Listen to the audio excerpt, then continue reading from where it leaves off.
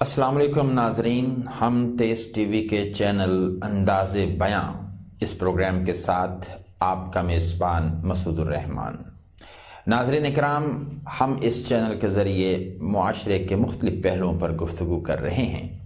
उसमें हम तफरीही पहलू भी लाते हैं, समाजी पहलू भी उस पर भी बात करते हैं, अखलाकी, मजहबी, रूहानी, मुआशरती, तालीमी, गरज जो कुछ इंसान के इस मुआशरे में मौजूद है, हम उस पर एक राय आमा हमवार करने की कोशिश करते हैं। ये आइडिया हम तेज टीवी चैनल के डायरेक्टर मोहतरम सईद शाह साहब, उनका ये आइडिया जिसको हम इस अमली शक्ल में आप तक पहुँचाते हैं।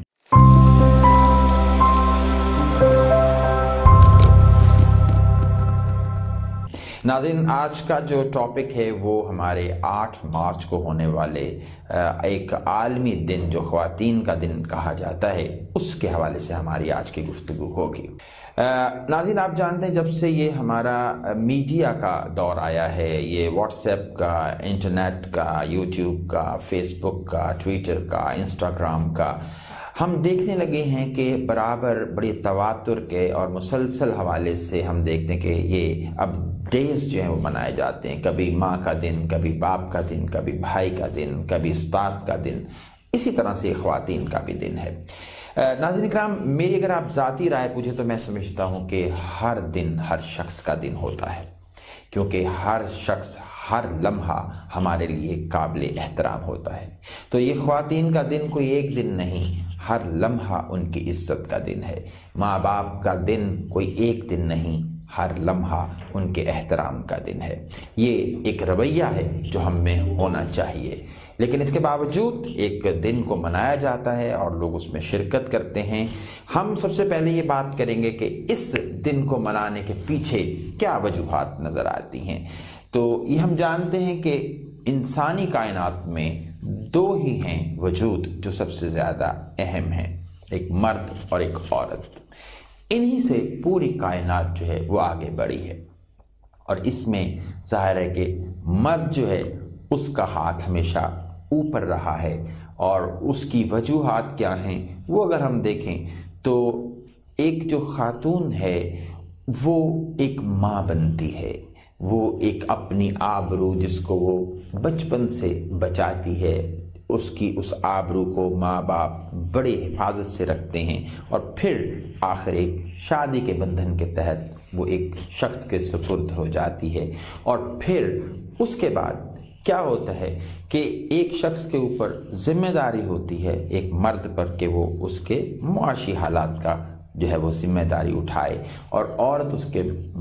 कह लें कि एवज़ में क्या करती है, अपनी इज़्ज़त की हिफाजत करती है, और जो औलाद पैदा होती है वो उसकी तरबियत का ख्याल रखती है। ये एक तस्वुर है, इसको मुख्तलिफ रंगों में देखा जा सकता है। हर कल्चर में इसका अंदाज़ मुख्तलिफ हो सकता है, इसका तरीका मुख्तलिफ हो सकता है, शादी हो या ना हो इस पर मुख्तलिफ राय हो सकती है, लेकिन आप देखेंगे कि ताल्लुक बहरहाल यही है, चाहे वो मगरिब का मुआशरा हो या मशरिक का मुआशरा हो। अब इसमें जो है आप जानते हैं, अगर मैं इसको बहुत ज़्यादा फ़लसफ़ियाना अंदाज़ या बहुत ज़्यादा एकेडमिक अंदाज़ में नहीं बात करूँगा कि कौन सी तहरीक निस्वां जो शुरू हुई और फिर किस तरह से ये एक नारा बन गया, ये एक लंबी बहस होगी। मैं इसको आम अंदाज में बात करना चाहूँगा कि जब से तालीम का ज़्यादा शऊर फैला, हमारे नेट पे ज़्यादा से ज़्यादा लोगों का इंटरेक्शन हुआ, तो आहिस्ता आहिस्ता ख़वातीन में ये एक एहसास पैदा हुआ कि वो भी मर्दों के बराबर हैं, और इस तरह से फिर ये तहरीक शुरू हो जाती है। क्योंकि आप ये जानते हैं, इसमें कोई शक नहीं कि ख़वातीन जो हैं हमारे मुआशरे में या किसी भी मुआशरे में, उनका जो मामला है वो बहुत सेंसिटिव है। मशरिक ने इसमें क्या किया है, ख़वातीन पर पाबंदी लगाई हैं, उनको एक घर में रहने तक महदूद किया है, रोका है कि वो बाहर आम लोगों से ना मिलें, उनके ताल्लुकात ना हों, क्योंकि इंसान की एक फितरत है कि वो अपनी नस्ल में किसी किस्म की मिलावट नहीं चाहता। ये वो बुनियादी नुक्ता है जिसकी वजह से एक मर्द एक औरत के ऊपर कुछ पाबंदियां लगाता है। مغرب نے اس کو اپنے انداز سے لیا کہ انہوں نے اس احساس کو آہستہ آہستہ ختم کیا کہ اگر نسل جو ہے وہ ملاوٹ ہو بھی جائے تو اس کی خیر ہے۔ اس میں انہوں نے عورت کو آزادی کا ایک درس دیا، اور میں یہ سمجھتا ہوں کہ اس عورت کی آزادی کے پیچھے بنیادی طور پر مرد نے آزادی حاصل کی ہے کہ وہ ہر عورت تک رسائی حاصل کر سکے۔ یہ ایک آپ جانتے ہیں ہمارے معاشرے میں بھی ہوتا ہے کہ پھر شادیاں ہوتی ہیں اور پھر ایک ظلم و تشدد کا بھی ایک حقیقت ہے ہمارے معاشرے میں، یعنی عورت کو دیکھیں تو وہ دو طرح سے ہمارے معاشرے میں موجود ہے، ایک شادی سے پہلے اور ایک شادی کے بعد۔ شادی سے پہلے بھی اسے لوگوں کی نگاہوں کا سامنا کرنا پڑتا ہے، بعض لوگ ان پہ جملے کس دیتے ہیں، کچھ لوگ ان کے ساتھ کہہ لیں کہ دست درازی کا بھی کہہ لیں کہ ان کے ساتھ یہ معاملہ ہوتا ہے، ریپ تک ہو جاتے ہیں۔ اور ایک پھر شادی کے بعد کا معاملہ کہ جب وہ ایک شوہر کے ذمے آ جاتی ہے تو پھر وہ شوہر بھی اس پہ بعض اوقات تشدد کرتا ہے، مار پیٹ کرتا ہے۔ اور یہ وہ چیزیں تھیں جہاں سے پھر یہ سوال پیدا ہوا کہ ایک عورت کو کس طرح سے جینا ہے۔ تو اسی لیے یہ پھر ایک دن منایا جاتا ہے 8 مارچ کو، اور اس میں جو پاکستان میں ایک نعرہ ہے وہ ہے میرا جسم میری مرضی۔ ہم اس نعرے کے اوپر اب آتے ہیں، اور میرے خیال میں اس کے بنیادی طور پر 3 پہلو ہیں۔ ایک پہلا جو ہے وہ ہم دیکھتے ہیں کہ یہ اس کو اگر ہم مذہبی رنگ سے دیکھیں تو یہ نعرہ اپنے آپ میں بالکل غلط نعرہ دکھائی دیتا ہے کہ میرا جسم میری مرضی۔ یہ صرف ایک عورت ہی نہیں بلکہ دنیا میں ہر مرد اور عورت، اور اس طرح سے حتیٰ کہ جانوروں کو بھی دیکھیں آپ، ان کے لیے بھی یہ اسلام یا کوئی مذہب اجازت نہیں دیتا کہ یہ جملہ کہا جائے کہ میرا جسم میری مرضی۔ اسی لیے خودکشی کو حرام کیا گیا ہے۔ حالانکہ آپ کا جسم ہے، آپ چاہیں جہاں مرضی اس کو کٹ لگائیں، جہاں سے مرضی اس کو چیر پھاڑ کر دیں، کوئی اس پہ ایسا پرابلم نہیں ہونا چاہیے، لیکن اسلام یا مذہب یہ کہتا ہے کہ آپ کا جسم آپ کی مرضی کے مطابق نہیں ہے، یہ خدا کے حکم کے مطابق ہے، آپ نے اس کی حفاظت خدا کے حکم کے مطابق کرنی ہے۔ یہ ایک اس کا مذہبی پہلو ہے، کیونکہ خدا ہمارا خالق ہے تو اس کا یہ حق بنتا ہے کہ وہ ہمیں دی گئی چیزوں کو استعمال کرنے کا ایک طریقہ بھی دے آپ کو۔ جس طرح سے آپ اگر آپ کوئی کمپیوٹر یا کوئی موبائل یا اس طرح کی کوئی چیز خریدتے ہیں تو اس کے ساتھ ایک بک لیٹ ہوتی ہے کہ جس میں طریقہ درج ہوتا ہے کہ اس کو کیسے استعمال کرنا ہے۔ تو یہ ایک طریقہ خدا ہمیں بھیج کر اس دنیا میں کہہ لیں کہ ساتھ بھیجتا ہے کہ ہم نے کس طرح سے زندگی کو گزارنا ہے۔ اس کا دوسرا پہلو فطری ہے، نیچرل، یا میں اس کو بایولوجیکل بھی کہوں گا کہ اگر آپ فطری طور پر دیکھیں تو بھی ہمارا جسم ہماری مرضی، یہ جملہ غلط ہو جاتا ہے، کیونکہ ہم اپنے جسم کو اپنی مرضی کے مطابق روک نہیں پاتے۔ یہ خود بخود بڑھتا ہے، خود بخود اس میں صحت آتی ہے، خود بخود مضبوطی آتی ہے، اور پھر خود بخود یہ کمزور ہونا شروع ہو جاتا ہے۔ ہماری نظر ہمارا ساتھ چھوڑنے لگتی ہے، ہمارے دانت ہمارے منہ سے علیحدہ ہونا شروع ہو جاتے ہیں، ہمارے جو اعضاء ہیں ان میں کمزوری آنا شروع ہو جاتی ہے، ہماری وہ بڑی بھرپور جوانی بالآخر بڑھاپے میں جا گرتی ہے، اور پھر وہ بڑھاپا بالآخر کیا ہوتا ہے، قبر کے منہ میں چلا جاتا ہے۔ یہاں پر بھی ہم دیکھیں تو اس فطری جو کہہ لیں کہ پروسیس اور عمل ہے، اس میں بھی نظر آتا ہے کہ ہمارا جسم ہماری مرضی، یہ بالکل ایک غلط بات ہے۔ اب تیسری طرف ہم آتے ہیں، وہ اس کا ایک اور پہلو ہے، اور وہ ہے کہ ہمارا جسم ہماری مرضی کا ایک نیگیٹو پہلو ہے اور ایک اس کا پازیٹو پہلو ہے۔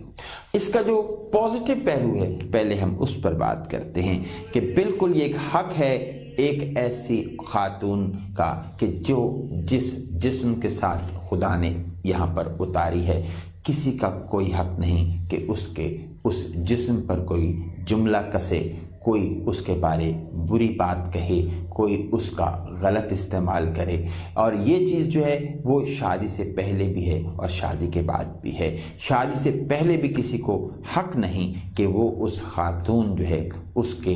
جسم کو چھونے کی کوشش کرے، اس کو نگاہوں کی آوارگی کا نشانہ بنائے، اس کے لیے کوئی جملہ کہے اور اس کے لیے اس معاشرے کو ایک تنگ معاشرہ بنائے، بلکہ اصل ہونا چاہیے کہ یہ معاشرہ اس کو تعاون سکون دے، اور وہ چاہے بازار جائے، چاہے مارکیٹ جائے، چاہے تعلیم کے لیے جائے، لوگوں اور بالخصوص مردوں کا فرض ہے کہ وہ اس کو ایک سوشل کوآپریشن دیں، ایک معاشرتی تعاون دیں، تاکہ سب لوگوں کی بہن بیٹیاں بڑے سکون سے اپنی زندگی کے فیصلے کر سکیں اور تعلیم حاصل کر سکیں، دفاتر میں کام کر سکیں، دیگر معاملات میں جا سکیں ایک بڑے ہی سکون کے ساتھ۔ اور اسی طرح سے شادی کے بعد بھی جب وہ ایک شوہر کے گھر آ جائے تو شوہر کا فرض ہے کہ جو خاتون اپنی مدتوں سے بڑی حفاظت کے ساتھ رکھی ہوئی آبرو آپ کے سپرد کر دیتی ہے، اب وہ بالکل خالی ہو جاتی ہے، اس کے پاس اور کچھ نہیں ہوتا۔ اب آپ اگر انسان ہیں تو آپ اس بات کا احترام کریں، اس کو عزت دیں، اس کو ساری عمر بڑی محبت، بڑے پیار کے ساتھ رکھیں، اس کو ادب اور احترام کا وہ احساس دیں اور محبت کا وہ شعور دیں کہ وہ آپ کے ہر فیصلے میں آپ کے ساتھ ہو، آپ کے لیے وہ باوفا ہو۔ اور اگر ہم یہاں پر اس پر ایک تشدد کریں گے، ایک برا بھلا کہیں گے، اس کی زندگی کو تنگ کریں گے، اس کے معاشی جو ضروریات ہیں ان کو پورا نہیں کریں گے، تو اس عورت کا باغی ہونا پھر اس کا بنیادی حق ہوگا، اور یہ اس میں کوئی غلط رائے نہیں ہوگی۔ اس طرح سے اب یہ پازیٹیو کے بعد ہم نیگیٹو طرف آئیں تو جو ایک سلوگن ہے میرا جسم میری مرضی کے تحت کہ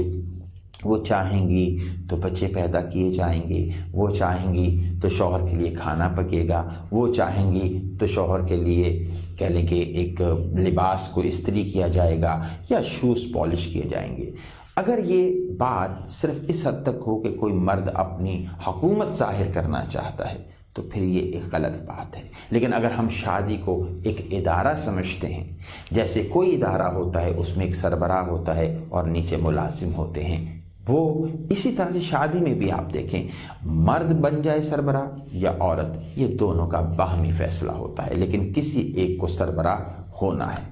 وہ مرد ہو سکتا ہے یا عورت ہو سکتی ہے۔ اگر مرد کمانے کے لیے جاتا ہے باہر تو ظاہر ہے اس کو زندگی میں جو گھر کا وقت ہے وہ زیادہ تر باہر گزارنا پڑتا ہے، اور گھر پر رہ کر پھر اس خاتون کو اس شوہر کے لیے کچھ کام کرنے پڑتے ہیں۔ وہ گھر کو اگر گھر سمجھے تو پھر اس کو جھاڑو دینے میں کوئی مسئلہ نظر نہیں آئے گا، شوہر کے جوتے پالش کرنے میں کوئی مسئلہ نظر نہیں آئے گا، اس کے لیے کھانا پکانا اسے بڑی خوشی محسوس ہوگا۔ وہ بچے جن کے وہ اپنا بچے کہتی ہے اور جن کی وجہ سے وہ ماں ہے، ان کے لیے کام کرنا اس کو برا نہیں لگے گا۔ یہ صرف ایک ذہن کو سمجھانے کی بات ہے، یہ کوئی ضد اور بحث کی بات نہیں ہے۔ افسوس یہ ہے کہ اس میرا جسم میری مرضی کی آڑ میں کچھ ایسی آزاد خیال خواتین آ گئی ہیں جو اپنے گھروں کو اجاڑ بیٹھی ہیں۔ آپ ان میں سے زیادہ تر کے انٹرویوز سن لیں، سب طلاق یافتہ ہیں، اور یہ ایک نفسیاتی پہلو ہوتا ہے کہ جب ہم خوش نہیں ہوتے تو پھر ہم کسی کو بھی خوش دیکھنا نہیں چاہتے۔ ایسی تمام خواتین کا بڑی عزت کے ساتھ اگر جائزہ لیا جائے تو یہ ان کا ایک نفسیاتی مسئلہ نظر آتا ہے کہ اگر وہ اپنے گھروں میں خوش نہیں تو بقیہ خواتین کیوں خوش ہیں۔ آپ ایسی بے شمار خواتین دیکھیں گے جو اس نعرے کے بالکل خلاف ہیں، کیوں؟ وہ اپنے گھروں میں خوش ہیں، ان کے شوہر ان کے ساتھ ٹھیک ہیں، وہ ان کی ضروریات پوری کرتے ہیں۔ یہ کچے ذہنوں کے لیے یہ نعرہ بڑا ہی ایک برا نعرہ ہے، کیوں؟ اس سے بہت سے لوگوں کی زندگی خراب بھی ہوتی ہے۔ ہم یہ پوری جو رائے ہے آپ تک دے چکے ہیں اس چند لمحوں میں۔ میرا خیال ہے کہ اس سے یقیناً آپ کو ایک اپنی رائے بنانے کا ضرور اس میں موقع اور مدد ملے گی۔ ہمارا کام آپ پر کوئی رائے ٹھونسنا یا کوئی رائے مسلط کرنا نہیں ہے، ہمارا کام آپ کو ہر چیز سامنے رکھنا ہے تاکہ آپ کو جو بہتر لگے آپ اس کو اختیار کر سکیں۔ اور اس میں آخری بات کہ مرد اور عورت ان دونوں کے حقوق تو برابر ہیں لیکن ان کے فرائض برابر نہیں ہیں۔ حقوق یہ کہ ایک مرد کو تعلیم کا حق ہے تو ایک عورت کو بھی تعلیم کا حق ہے، لیکن فرائض کیا ہیں یہ ان کی جسمانی ساخت بتاتی ہے کہ ان کے فرائض کیا ہیں۔ عورت کا فرض دنیا کو ایک اچھی نسل دینا ہے۔ بوناپارٹ نے یوں ہی نہیں کہا تھا کہ تم مجھے ایک اچھی ماں دو، میں تمہیں ایک اچھی قوم دیتا ہوں۔ उम्मीद है हमारी ये गुजारिशात आपको पसंद आएंगी। आप इस पर कमेंट कीजिए। इस पर कोई राय देना चाहें तो हमारे दिए गए फ़ोन नंबर पर राब्ता कीजिए और ख़ुद भी इस पर कोई प्रोग्राम आप कर सकते हैं। आपकी समाअतों का बहुत बहुत शुक्रिया।